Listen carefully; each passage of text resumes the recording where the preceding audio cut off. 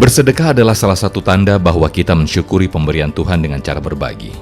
Tidak cuma dengan uang, bersedekah juga bisa dilakukan dengan bentuk ilmu yang diamalkan maupun perbuatan baik.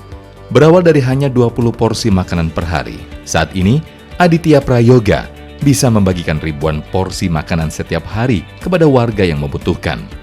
Keterbatasan ekonomi tidak membuat Aditya putus bersedekah di awal kegiatan semangat berbaginya. Kini, Aditya Prayoga memiliki beberapa rumah makan gratis yang tersebar di Bogor, Depok, Bekasi, dan Jakarta. Pernah tinggal di kolong jembatan dan kesulitan dalam menjalankan kehidupan, Aditya tidak patah semangat untuk berjuang dalam jalan sedekah.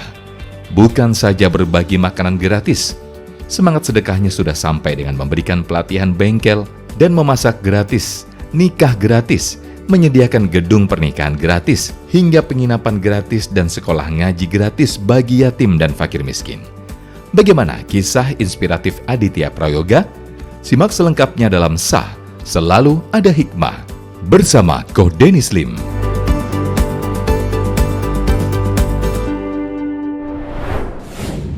Sah, selalu ada hikmah. Assalamualaikum warahmatullahi wabarakatuh. Pemirsa, kalau teringat bahwa aslinya orang yang hidup terus-menerus mikirin dirinya sendiri saja, itu disebut oleh seorang alif tafsir, hidupnya nggak jadi apa-apa. Tapi yang hidup mikirin orang lain, maka menurut seorang alif tafsir, dia adalah orang yang akan jadi orang besar, orang hebat. Nah, bintang tamu kali ini, Masya Allah, berawal dari bikin rumah makan gratis, lalu akhirnya lanjut jadi sekolah gratis, udah gitu belajar masak gratis, sampai akhirnya ujung-ujungnya pun ada penginapan gratis, sampai nikah gratis. Semuanya gratis. Kita pengen tanya langsung nih bintang tamu kita nih. Assalamualaikum warahmatullahi wabarakatuh. Waalaikumsalam warahmatullahi wabarakatuh. Sehat ya? Alhamdulillah. Pak Adit aja manggil atau? Mas Adit. Mas Adit aja. Masya Allah, Mas Adit. Antum ini miliarder apa gimana itu sampai akhirnya digratisin semua? Iya. Saya orang biasa, Ko Dennis. Masya Allah. Saya merantau dari Palembang ke Jakarta. Pertama kali merantau saya tidak punya kenalan, tidak punya teman, tidak punya keluarga. Waktu itu tahun 2006, pertama kali saya merantau, saya nggak kuat. 2009 saya balik lagi ke Palembang, terus saya sempat pulang. Berangkat lagi 2011 ke Jakarta, sampai sekarang. Sampai sekarang. Iya. Untuk perjalanan hidupnya ya. Jadi ternyata adalah bukti, bukan kitanya yang kaya, tapi kita punya Tuhan yang maha kaya. Itu penasaran, terus akhirnya gimana tuh yang dilakuin dari awal pertama nyampe, sampai akhirnya ini semua berdiri, tadi semua yang gratis. Coba gimana kisahnya? Berawal dari saya bujangan, hidup saya susah, buat makan aja susah. Sampai saya pernah ngalamin, saya kelaparan, saya dikasih makan sama marbot masjid. Waktu yang pertama kali ke Jakarta itu? Iya, itu kenangan yang nggak bisa saya lupakan. Saya ingatin, saya liatin wajahnya orang yang ngasih saya makanan itu di saat saya lapar. Mau pingsan saya, gemeteran, perut saya sakit, nahan sakit aja saya. Saya dikasih makan sama orang itu, saya betul-betul bersyukur, berterima kasih gitu. Ya Allah.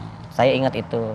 Dan di saat saya alhamdulillah dikasih rezeki, dipertemukan jodoh, saya nikah. Alhamdulillah. Di Jakarta waktu itu? Di Jakarta. Saya nikah, alhamdulillah saya nikah. Setelah saya nikah, saya dapat ujian lagi. Ujian apa lagi tuh? Bapak saya kan sakit, matanya buta. Di Jakarta. Di Jakarta. Saya bawa bapak saya dari Palembang ke Jakarta. Matanya buta, nggak bisa lihat, karena penyakit komplikasi glukoma, diabetes. Glukoma diabetes. Jadi dua-duanya nggak bisa lihat. Kondisinya lemes, tapi bapak saya itu selalu minta digendong ke masjid. Ya, selalu minta sholat 5 waktunya di masjid. 5 waktunya. Jadi saya nggak bisa ngabisin waktu untuk kerja, untuk jualan. Pingin ya. Saya harus bawa terus bapak saya ke masjid. Sampai bapak saya meninggal, tapi alhamdulillah istri saya sabar.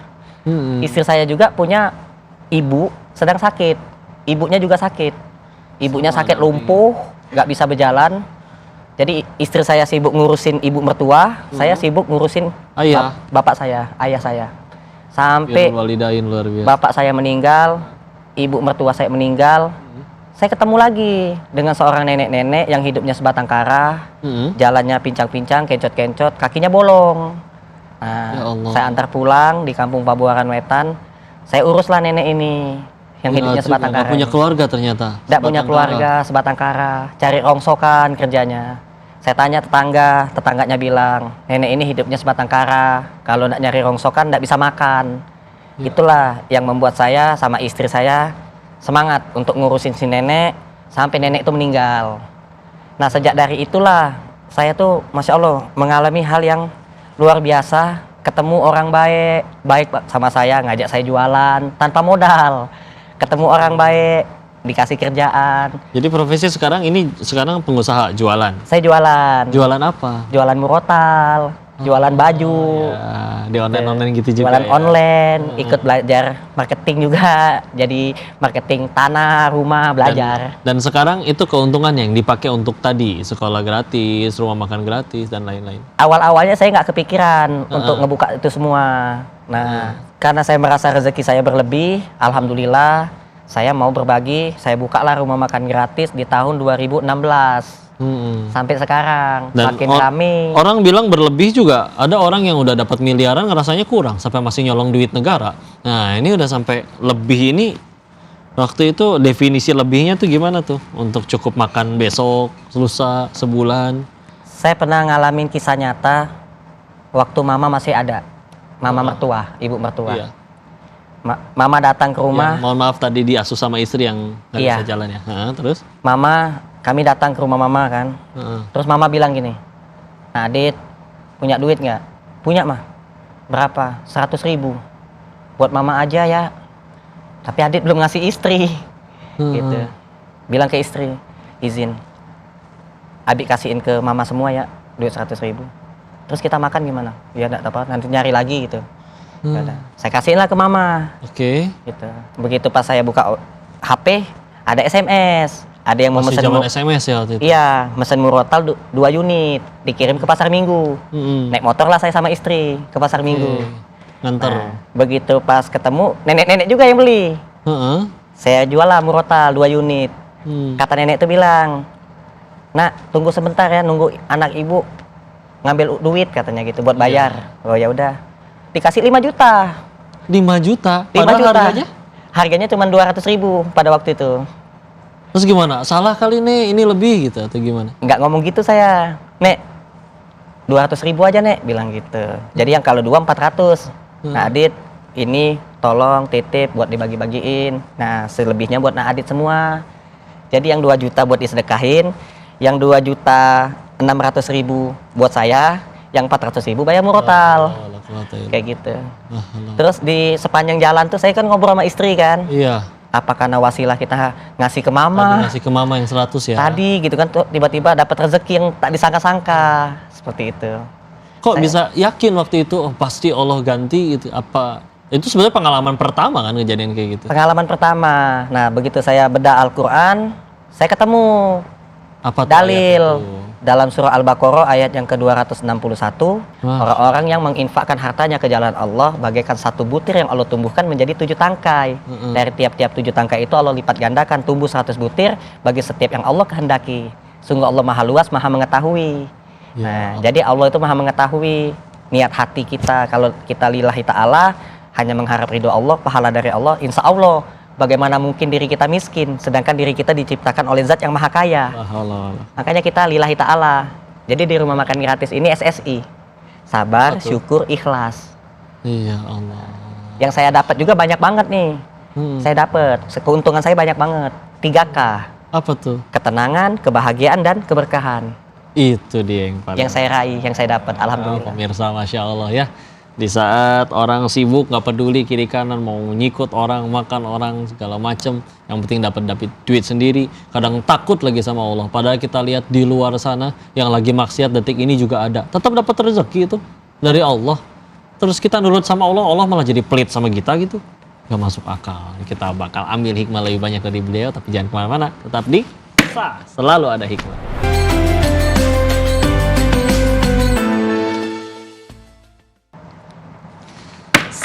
Selalu Ada Hikmah. Ini luar biasa Mas Adi. Tadi perjuangannya udah membuktikan bahwa Allah Maha Kaya dan gak akan Allah biarkan orang yang udah melakukan segala hal di jalan Allah ya. Maka terus pertama itu gratis.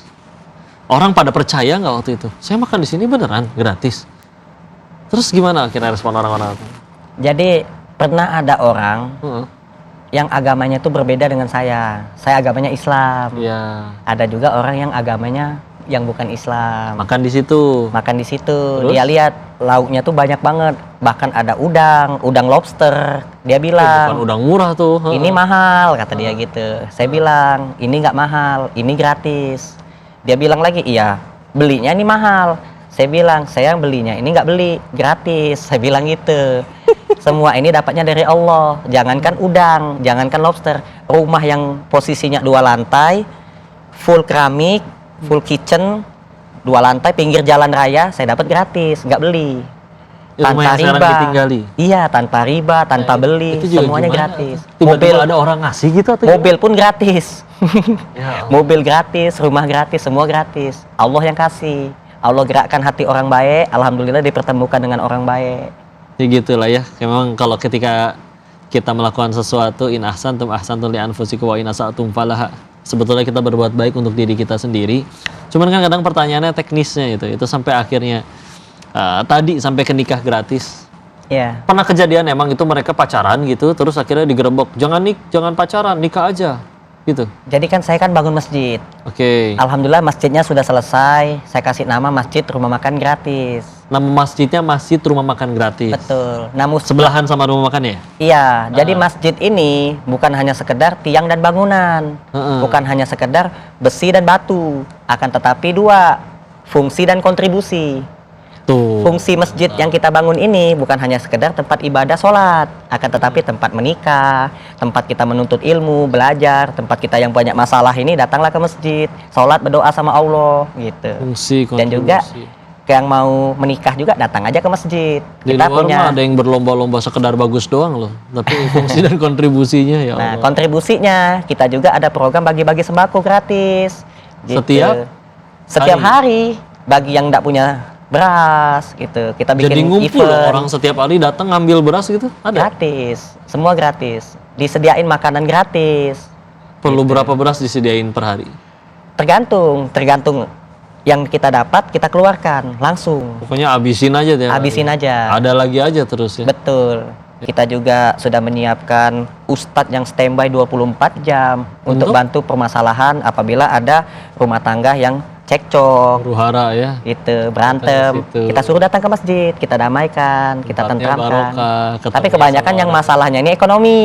Nah, Oke. makanya kita juga bikin program. Iya. Bikin program belajar tata boga gratis, belajar bikin bakso gratis, belajar bikin pempek gratis, Iya, gratis. belajar bikin kopi gratis. Nah, nanti begitu sudah dapat ilmunya, kita bantu lagi, kita kumpulkan teman-teman, orang-orang baik yang mau bantu modal, kita tempatkan usaha, kita bantu manajemen. Nah, yang tadinya dia miskin, insya Allah besok-besok dia udah nggak miskin. Ada MOU-nya nggak, perjanjian? Kamu udah di sekolahin gratis, bisa punya kemampuan, nanti kamu jualan, kamu harus salurin ke sini lagi gitu. Ada kewajiban gitu nggak? Nggak seperti itu, nggak seperti itu. Kalau untuk dia mau bantu lagi atau enggak itu urusan Terserah dia, dia. terserah dia. Lillahi Tapi nggak ta'ala ada aja.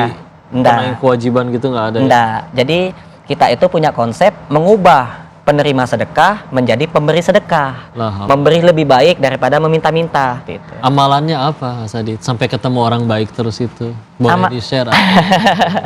Ya, selain kita sabar, syukur, ikhlas ya, kita juga birrul walidain. Nggak boleh kita kurang ajar sama yang lebih tua. Birrul walidain itu artinya bukan hanya sekedar orang tua kandung kita, tapi juga orang yang lebih tua daripada kita harus hormati. Siapapun itu. Siapapun. Meskipun kadang mereka yang zolim ke kita.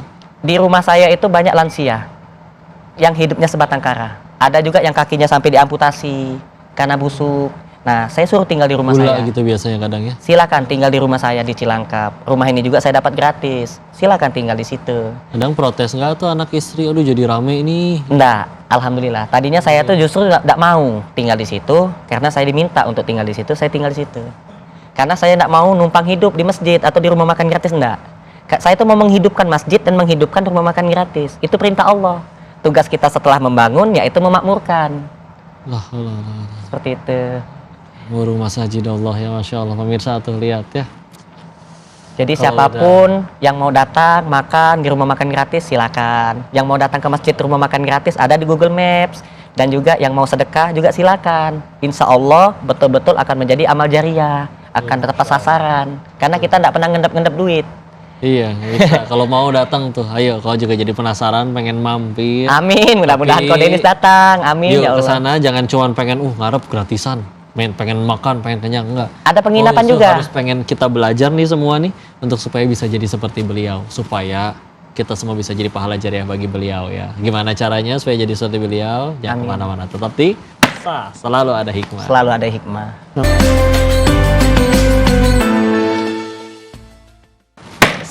Selalu ada hikmah, Masya Allah. Kalau kita jadi orang baik, Allah tahu ternyata tadi dapat nasihat dari Mas Adit. Allah tahu isi hati kita, maka kebaikan itu yang akan Allah kembangkan seperti di Al-Baqarah 261 tadi. Jadi sekian banyak standarnya 700 kali lipat itu minimal. Terserah Allah mau jadi segimana banyak. Tapi selain itu, secara capek manusiawinya, kendalanya apa aja? Ngurusin itu orang tua, lansia, pernah nyampe ada perasaan capek nggak sih? Atau bahkan mereka yang izin ya, di luar sana ada emang orang-orang yang ngelunjak, ada yang ngebantu. Kalau ada yang seperti itu juga. Saya tuh kalau malam tuh suka nangis Ko Denis. Kalau saya berdoa tengah malam, tahajud, saya suka nangis. Nangis saya itu, Izin apa? ya Allah, kenapa saya ditakdirkan tidak punya duit? Sedangkan banyak orang yang butuh duit, butuh bantuan. Waktu itu ada seorang guru ngaji curhat ke saya sampai nangis. Istrinya tuh mau melahirkan, Tapi nggak ada biaya. dia tidak punya biaya, rumah pun dia ngontrak. Sedangkan dia guru ngaji. Yang saya tahu itu ilmunya luar biasa, hafiz Quran 30 juz. Quran. Dan biasanya kalau kayak gitu ngajar juga selalu jawab gratis. Tapi orang ada yang ya Allah seenaknya, kan gratis kan. Saya pernah ketemu sama tukang gali kubur yang istiqomah, beliau sholatnya 5 waktu, masya Allah. Bahkan sering ketemu di masjid, dia datang ke masjid sholat tahajud, masya Allah. Padahal profesinya tukang gali kubur. Nah, saya tuh selalu berdoa sama Allah, ya Allah jangan sampai ini orang ini air matanya tuh menangis hanya gara-gara tidak punya beras. Nah itu. Nah, saya berjuang, mudah-mudahan Allah Subhanahu Wa Taala selalu menggerakkan juga hatinya orang-orang baik dan juga semua tim-tim, semua penggagas-penggagas, penggiat-penggiat sosial ini dilancarkan rezekinya, diberikan kesehatan, orang kaya, tergerak hatinya yang beragama Islam ini untuk membayar zakat, bersedekah gitu.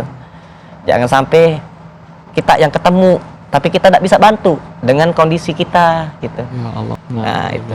Minta pesannya Mas Adit kepada semua yang nonton ke kamera untuk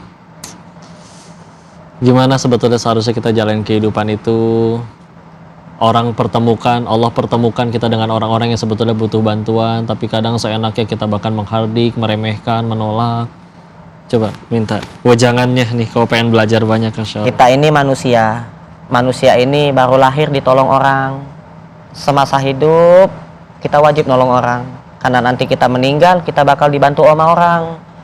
Khairun nas anfa'ahum linnas. Sebaik-baik manusia itu adalah manusia yang banyak memberi manfaat untuk orang lain. Ketika kita meninggal, apa yang kita tinggalkan? Kalau kita kehilangan harta, bagi saya itu nggak jadi masalah. Ketika kita kehilangan iman, jangan sampai kita lupa sama Allah. Kita dihidupkan oleh Allah, ditempatkan oleh Allah di bumi. Jangan sampai kita melupakan Allah dan melupakan diri kita sendiri. Siapa kita? Kita ini manusia. Kalau teringat dengan dulu waktu Nabi Ibrahim alaihissalam harus masuk ke dalam api, pemirsa. Beliau tentu yakin, udah tahu api itu panas, nggak mungkin nggak tahu api itu panas. Tapi daripada yakin api itu panas, beliau lebih yakin tentang 3 hal. 1, kalau kata Allah saya harus mati, nggak usah pakai api ini juga mati. 2, kalau kata Allah saya nggak bakal mati, mau gunung meletus, kayak gempa bumi, tsunami, kata Allah nggak mati saya demi Allah. 3, kalau saya udah ngelakuin ini untuk Allah, tetap mati, Allah pasti ganti dengan sesuatu yang lebih baik. Beliau lebih yakin tentang 3 hal itu daripada api itu panas. Maka bismillah, hasbunallah wa ni'mal wakil, ni'mal maula wa ni'man nasir. Allah jadikan api dingin untuknya. Kalau udah modalnya benar-benar yakin ke Allah, gaspol tuh kayak beliau semuanya. Dan Allah nggak mungkin menyia-nyiakan. Masa iya hamba udah nurut sama Allah, Allah malah jadi pelit kepada hamba yang itu? Nggak mungkin. Malah jadi luar biasa. Itu baru di balasan di dunianya, gimana nanti balasan di sononya? Karena setiap kali kita sedekah itu aslinya uangnya masih milik kita.